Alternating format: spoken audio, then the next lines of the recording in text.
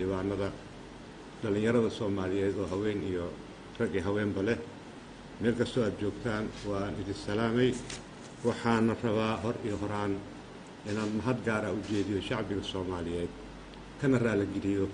dii wax un dhibaato ah ama murugtii iyo walwalkii ayaamahan asmadan jirtay ayna soo martay ay adkaysigeeda ay yeesheen waxaan ka codsanayaa in arrintaasi waxaan ku wargelinayaa in arrintaasi ay dhamaatay waxaana ka codsanaa haddii wax oo murug iyo walwal iyo ay ka soo gaartay inay ka raalli ahaadaan taasoo hadda alxamdulilah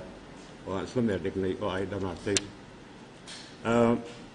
waxaan aad u tixgeliyey talooyinkii badnaa oo dadkii oo qur-aanka akhrinayay intii ducaynaysay kulligood waa mahadsan yihiin iyo talooyinkii badnaa iga soo gaarayay muddadii azmada ay socotay dhammaan wixii talooyin aad soo gudbinayseen waxaan ka soo qaaday hal erey oo ah war hala kala roonaado ayaa ku soo koobteen talada shacbiga soo gudbiyey intaasaan ka qaatay saa daraaddeed ayaan go-aan uga gaaray in aan xilhayntii golaha shacbiga aan u hahay inaan haddii aan la yidhaahdo berito oo arbaco ah maalinta arbacada 11 bisha inaan xilkaasi iyo ammaanadaasi oo horey ay igu dhiibteen alla ka sokow ii dhiibteen xildhibaanada golaha shacabka inaan ayaga u celiyo berito haddii ay bixid waa laga maarmaan shacbigeena in loo naxo ma qaadi karo shacbigeena in marta murugo badan iyo dhibaatooyin badan lagu sii eego ma qumana saa daraaddeed waxaan go'aansanay in arrintaasi aan uga roonaano waxaa kaloo aan rabaa in aan marta kulligooda ku baraarujiyo ama xusuusiyo Soomaaliya iyo dowladnimada Soomaaliyeed annagoo dhan way naga wada weyn tahay mar walba waxa weeyaan waa dowlad curdan nahay in loo naxo in marta la taakuleeyo in mar walba wixii wax ka soo gaaraya in marta shakhsi ahaan wixii ah la hilmaamo danta guud iyo wanaagga guud ee Soomaaliya in laga raaco ayaa lagama maarmaan ah ma aan doonayno in dhibaatooyinkii laga soo baxay muddooyinkii ku meel gaarka ah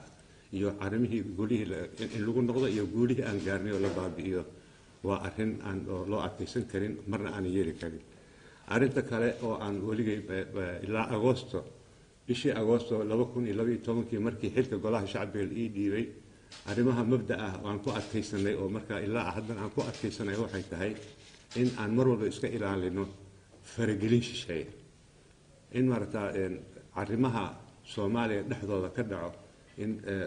magaalooyinka magaalo madaxyada dalalka aan dariska nahay in loo aado arrintaasi ma ogolin wixii mashkilo ah waxaanu leenahay golo shacbi oo shacbiga ka wakiil ah gaari kara go'aankii uu rabo alla ka sokoon ayaga uga sareeya Soomaaliya mushkiladeeda Soomaaliya xallin karta faragelin shisheeye ida loo ordaayo waan ka soo horjeednaa mana yeelayno annaka dhamaysantana Soomaaliya ayaa waxaa garaad u leh garanaya shacbiga Soomaaliyeed iyo wakiiladiisa dowladdiisa iyo madaxdiisa marka saa daraaddeed waxaa weeye taana waan ka sariiganay waan ka gadoodnay waan ka diidnay in marka faragelin shisheeye ay soo gasho xaalkeen annaka dhamaysan karna warka idinku badin maayo waxaan si gaar ah ugu mahadcelinaa dhalinyarada Soomaaliyeed ee jaamiciyiinta ah oo inta telefoon soo diray mar walba iga weydiinaya qodobka maxaa loogu dhaqmi waayay sida maxaa loo yeeli waayay marka ayagana inay arkaan in dimuqraadiyada dhaqanka dimuqraadiyadeed oo aan hirgelinay ilaa ay hadda aanu gaarnay shacbiguna dhadhamiyey in banduuq aan lagu hadlaynin mar walbana dood wada xaajood iyo codayn lagu kala baxayo inay arkaan in mar walba nabad iyo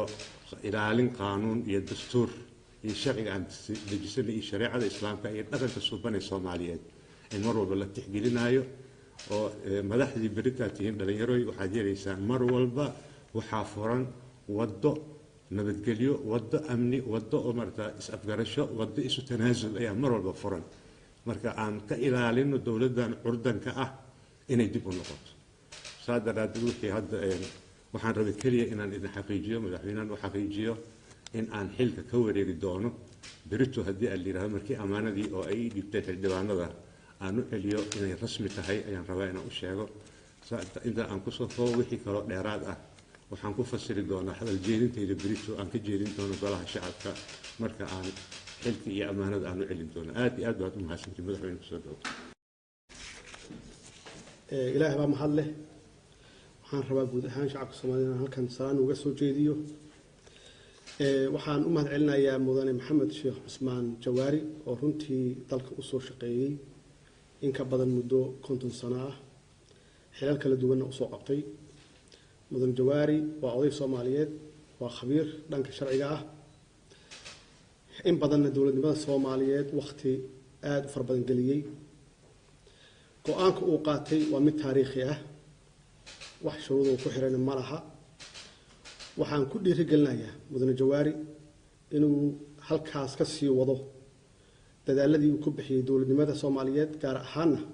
qabyaatirka dastuurka waxaan ka filaynaa inuu sii wado tala bixintiisii iyo tala soo jeedintiisa Abdullaahi Iraan waxa waajib nagu wada ah inaan u soo wada jeesano xaqiijinta himilooyinka shacabka Soomaaliyeed oo ah dawlad wanaag adeegyada aasaasiga ah inaan gaarsiino inaan si wada jir ah ugu istaagno arrimaha masiiriga ah xukuumadda waxaan farayaa inay dadaalka laba jibaarto maadaama ay hor yaalaan hawlo culus oo ay ka mid yihiin sugidda amniga iyo horumarinta dhaqaalaha dalka baarlamaanka waxaan u soo jeedinayaa inay dardargeliyaan hindisa sharciyeedyada ay xukuumadda u soo gudbisay oo ahmiyad weyn u leh dalka waxaan kaloo aan halkan aan ku raahdan ka aan ugu baaqayaa baarlamaanka inay kor joogto ah ku sameeyaan xukuumadda iyo laamaha kala duwan ee dawladda waxaan shacabka Soomaaliyeed ugu baaqayaa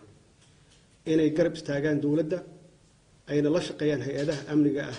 si loo xaqiijiyo nabadgelyada dalka dawlad aysan shacabku garab taagnayn ma shaqeyn karto waxaana ku boorinayaa shacabka guud ahaan inay kaalintooda qaataan haddii Ilaahay yiraahdo wassalaamu calaykum waraxmatullaahi wabarakaatuh